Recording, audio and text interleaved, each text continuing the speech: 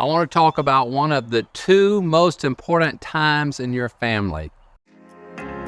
Welcome to Parenting Matters Now, a source of parenting advice a few minutes at a time. Hi, this is Dr. Roger Smith with Parenting Matters Now. Mealtime.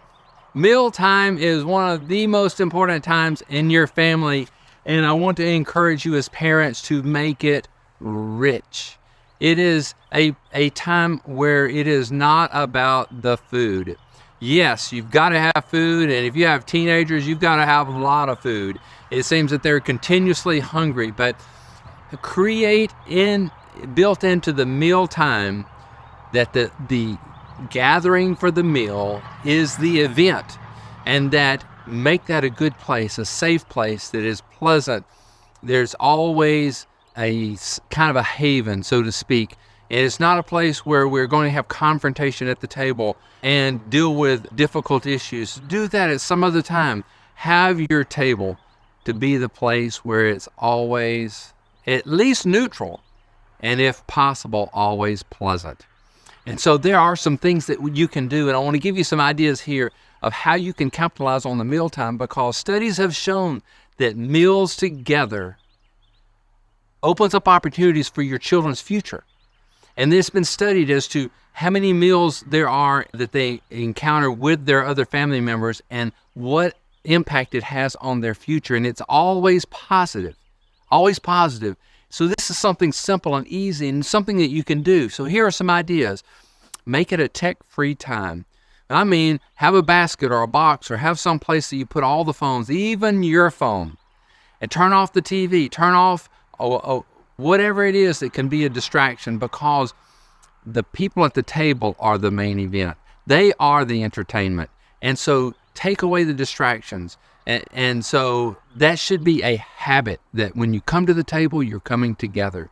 Make it fun. That's the second idea. Think of something like where you have one evening a week that it is, after you eat, it's going to be game nights at the table.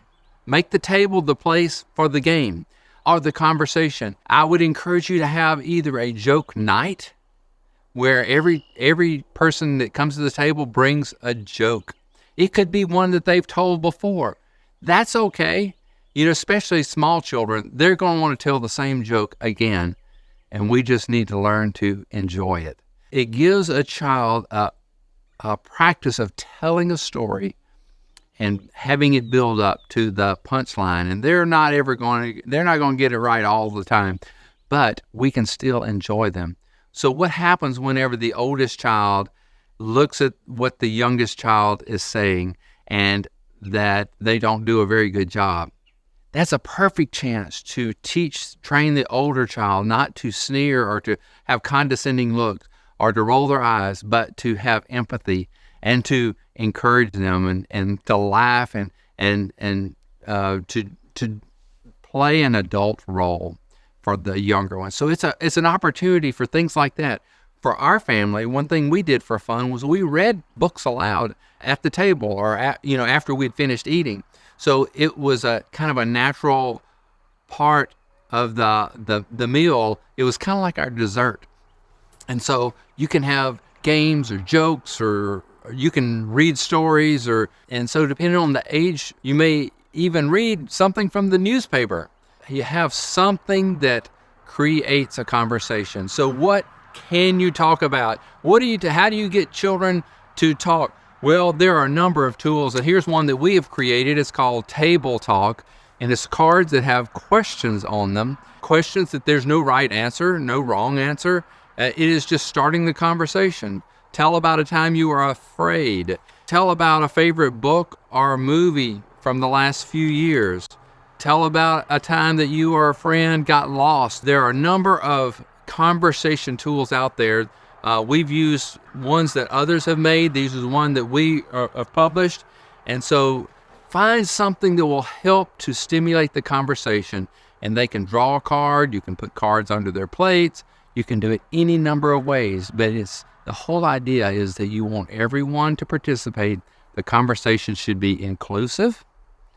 Everyone can participate at their level, and that everyone listens to the one speaking. So it's a great training opportunity The mealtime is a pivotal time. It's not just about getting food in their stomach and getting them off to brush their teeth. Make that time rich. So, one other thing to wrap this up, it is a time of blessing. Now, I'm not talking about a religious statement, a prayer, having a blessing, but I'm talking about having an attitude of gratitude and training that, and even asking the questions, what is something positive that happened today that you're thankful for?